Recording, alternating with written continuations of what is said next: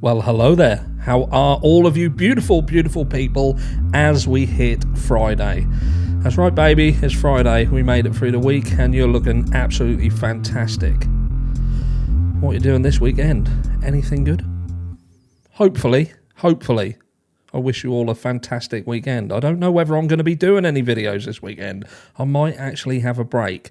But as we get straight into the meat and potatoes, I must say, before I carry on with this video, that this video has been done before. Not by me, but by Jules of all trades. So I'm not the first one to do this. But I am well aware that not all of my followers follow Jules. And I couldn't, after my video yesterday speaking about Ken Mains, it would have been wrong not to challenge this Muppet. Because I'm going to get straight into it. I'm going to show you exactly what I mean as we look at Jennifer Coffindaffer's Twitter. So this is Jennifer Coffindaffer's Twitter. And she's very, very vocal on Twitter, reference the Bryan Kohberger case. She is an absolute advocate for his guilt, and at every single opportunity she gets, she is putting the boot in, so to speak, putting the boot in.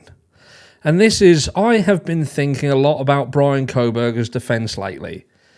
You need to get a fucking life if that's all you kind of think about. Do you know what I mean? I know I kind of shot myself in the foot there because I do think about it, but I'm hoping that when I'm at her age and retired from, being FBI, because she's no longer FBI, she's ex-FBI, I'd hope that I can kind of shut the door on it all and enjoy some family time.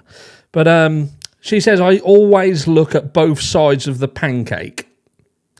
Always look at both sides of the pancake. And here we're going to look at what she means by both sides of the pancake as she looks at the defense pluses. So this is things that she considers a plus for the defense.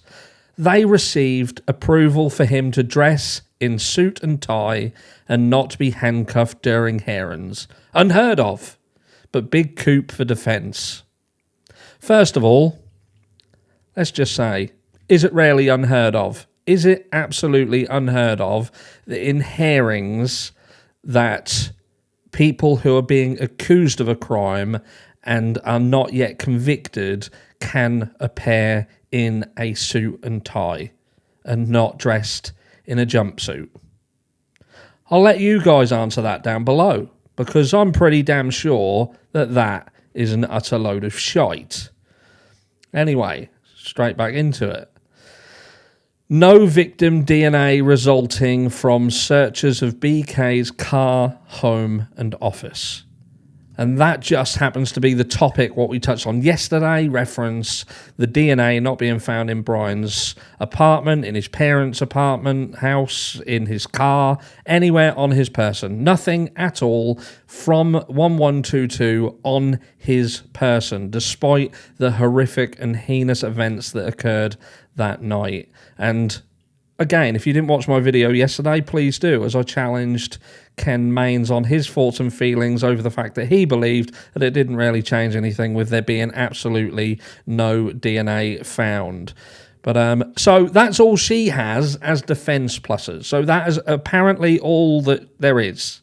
So what he was dressed like and the fact that there's no DNA. And she's, as an ex-FBI agent, that with all the information that we have out, that she has access to, the only things that she can pick up. Now, I don't know if that's a good thing or a bad thing.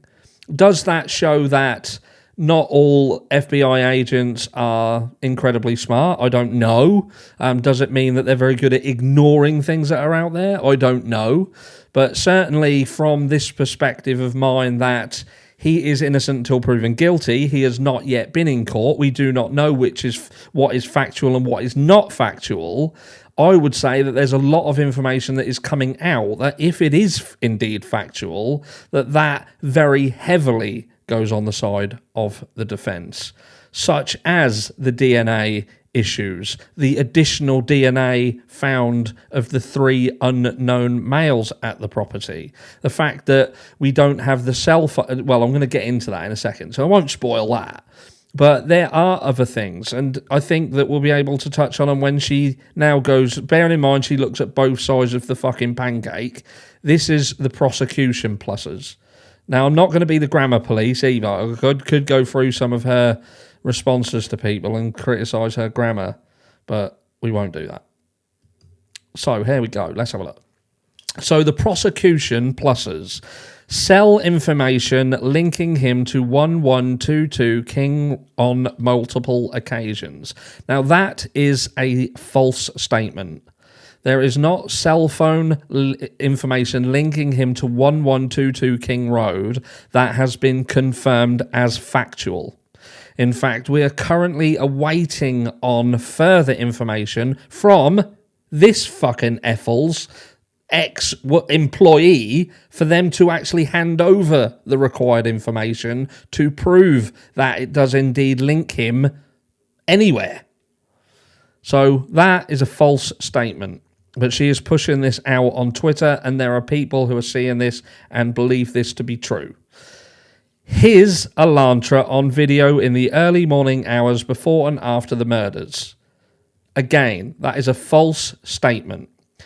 There is nothing whatsoever that confirms that it is factually a thing that his car appears on CCTV anywhere. He's not caught on CCTV. We see nothing. Unless she is privy to stuff that nobody else is, not you, nor I, and she is getting backhanded information.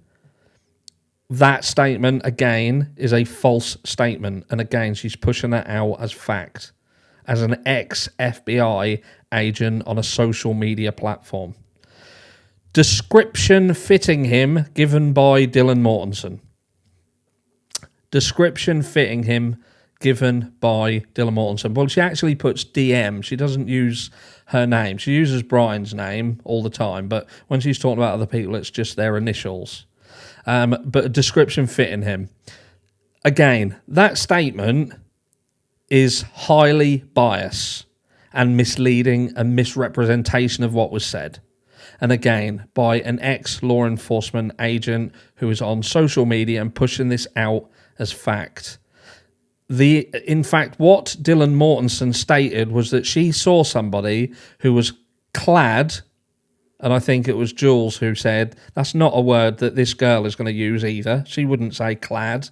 Not unless she was coerced into saying it. Sign here, we'll write it, you sign it. Dressed all in black and bushy eyebrows. That's really all we got. And an average height and average build. So that could be a description matching 80% of the entire male population on the fucking planet. Items seized from him matching description of what DM described. So, what are we talking about specifically? So, what did Dylan Mortensen describe that they specifically said? What black clothing? I'm wearing black clothing. 90% of my clothing is black. 90% of it. So, that is a lucky touch there that makes that right. But again, it doesn't state that is Bryan Kohberger's clothing, simply that it matches. So that is not a plus at all. That's fuck all. Him packaging and disposing of trash with gloves before arrest. What we saw the documentation that listed what they took from Bryan Kohberger's home. And his parents' home, both of them. We saw the search warrant, we saw the list of things that were taken.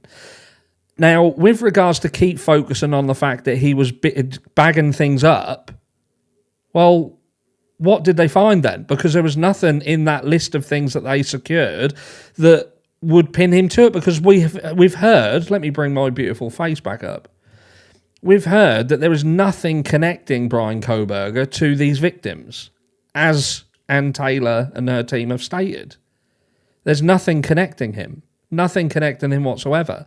So could it have been that he was just bagging stuff up? And if he was going through dirty rubbish and binning stuff or segregating stuff like they have to in that state, and they are fucking strictly hot on it, and you'd be fined if you don't, why would he not wear gloves? If he's bin diving, wear gloves. We've heard from multiple people that this guy is a fucking night owl. That he would be rummaging around and messing about and doing stuff at night. His old neighbours said that he was. Him cleaning car.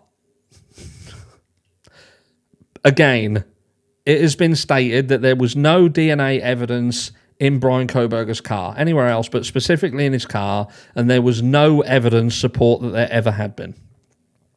Reading between the lines, that means that there was no indication that attempts had been made to hide or remove DNA using products that you would likely need in order to do so. So again, him cleaning his car. No known alibi. I could arrange a meeting with Jennifer Coffindaffer, and during that meeting, no one else is about, I could say, she touched my penis. She wouldn't be able to say that she didn't. She could say she didn't, and that's just my word against her. What if I had a mate with me and he also said she did?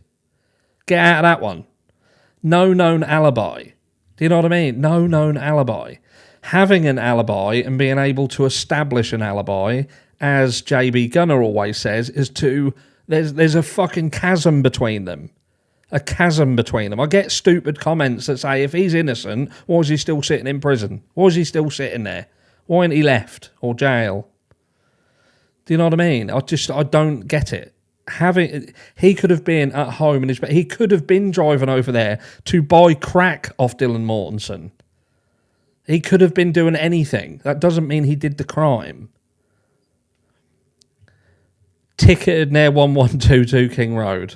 That reads for itself. I'll let you lot deal with that. Blood at apartment, although void of victim DNA. She put that in brackets. What, he cut himself shaving? That's a plus for the prosecution. Nothing to do with the victims at the at his property. Nothing whatsoever.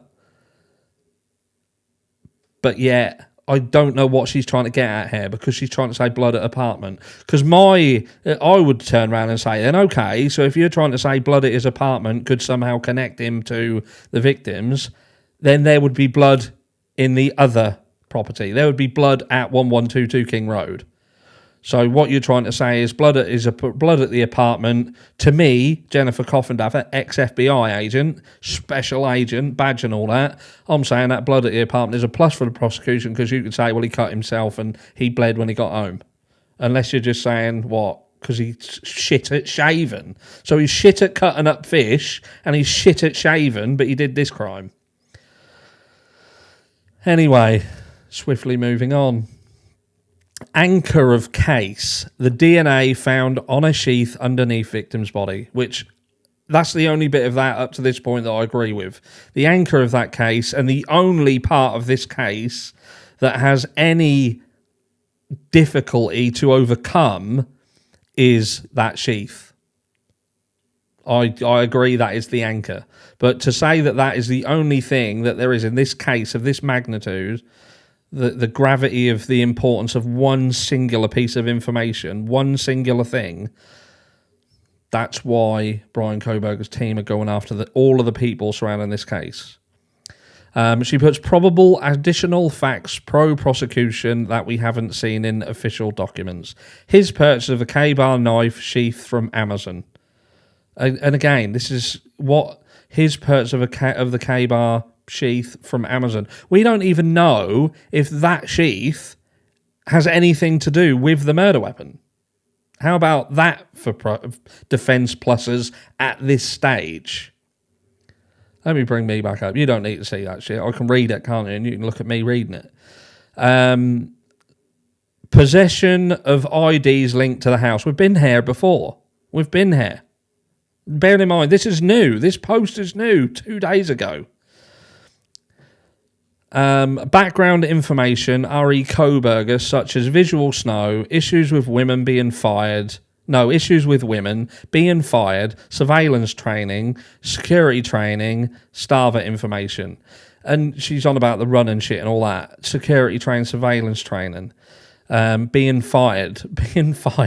Again, but here she's saying that has not been confirmed. But she was one of the advocates for all of this. How many times has she said stuff and then had to backpedal on it? Like the fucking identification. That during the Dateline thing she had to backpedal on. Dickhead. Right, where are we? Background information, Bryan Kohberger, such as visual snow. Now, I'm pretty sure that the visual snow account has been debunked by Sleuthy. That it was found out that the email address that was registered to went back to somebody else. So, and she's even later on, I'm not going to go through it all because we'll be here all fucking day. But that talks on about Papa Roger and how important that is. I have done videos on the Papa Roger account and shown to you guys how Papa Roger was copying other posts. Papa Roger wasn't bringing out information that was like groundbreaking, that you could turn around and say, right, the person behind that case was 100% Bryan Kohberger because he released stuff that nobody else knew. It was proven, and I showed you pictures of the posts that, again, it was Sleuthy, I believe. Well, actually, it wasn't Sleuthy. Sleuthy found it, and Sleuthy sent it across, and I found it, and it showed the dates. That Papa Rogers was just copying things that were in groups on Facebook and putting it on to his platform. So he weren't even the first one to say him, including about the knife sheath. He wasn't the first person to say that. Anyway, let's chill. Let's bring it down a gear. Issues with women. You fucking joking. His link into Bluetooth. Anyway, right. Other information that could help pros or defence. She's looking at both sides of the pancake. Google searches, SM evidence, footprints at 1122 King size. So what size were the footprints, the latent prints? Evidence of cleaning, receipts, access to crime lab, writings seized. And that's it. But this is an ex-FBI agent, this is someone who every single day goes on. This has got 175,000 views, that is. And some of the stuff that is in that, where you see someone, and not everyone's like me and you. You know, some people aren't smart like us. You know, they see Jennifer Coffindaffer, they see the blue tick, they see FBI, they look and think, oh, she's ex-FBI. They see this shit that she is posting as defence pluses and prosecution plus and then a fucking great list, and the stuff that's in there, and they take that as gospel. And for them, Bryan Kohberger's a guilty man. And that's why you've got so many people with pitchforks and their matches at the ready to set him on fire. How is that right? How is that right? More people have got to start calling this shit out, because it ain't fucking right. I don't want to end on one of these sort of videos, so I'm going to do a video later on today. So this will be video 1 of 2. Have a fantastic day. Before I go anywhere, I was supposed to do a live yesterday, but I was waiting for an audio adapter to turn up, an audio interface. It has turned up today, hence the replacement of this lead. So the live will be done on Monday. I'm going to be doing the mental health live on Sunday night, and then I'll be doing the normal live on Monday, and we will announce the winner of the competition on Monday, and that will be at 5:45 Eastern Standard Time. Thank you. That's it. You can go now. Have a wonderful day. I'll catch you later. See you soon.